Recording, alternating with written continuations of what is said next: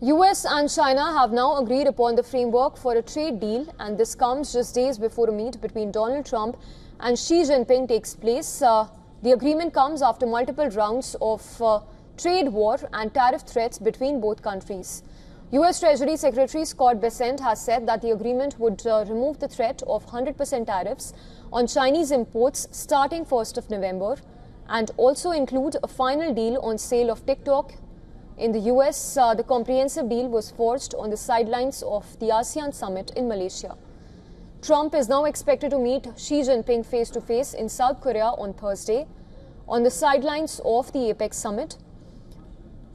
This after he had earlier suggested that he could potentially make concessions to China in a bid to alleviate trade tensions between two economic powerhouses.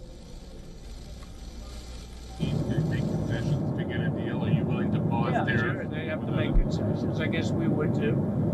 We're at a 157% tariff for them. I don't think that's sustainable for them, and they want to get that down. And we want certain things from them. And I think it'll be very good.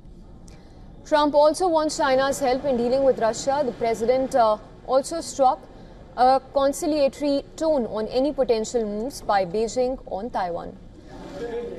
Now, while Trump is gearing up for a deal with China, his own allies continue to warn about the Chinese threat. Republican Senator Ted Cruz has said that China poses the single greatest geopolitical threat to the US for the next 100 years.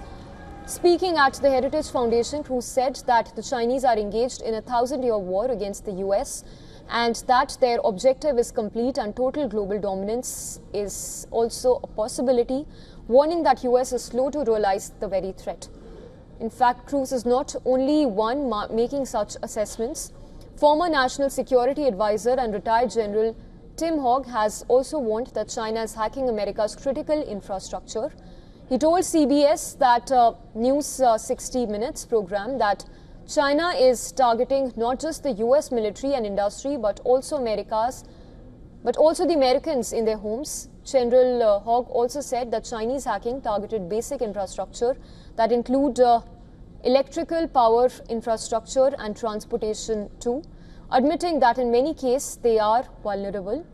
US intel reports parallelly have also underlined how the growing Chinese threat is a cause of concern, but China also remains the second biggest economy in the world.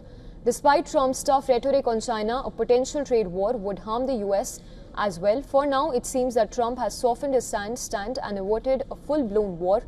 However, it remains to be seen the extent of concessions Trump had made.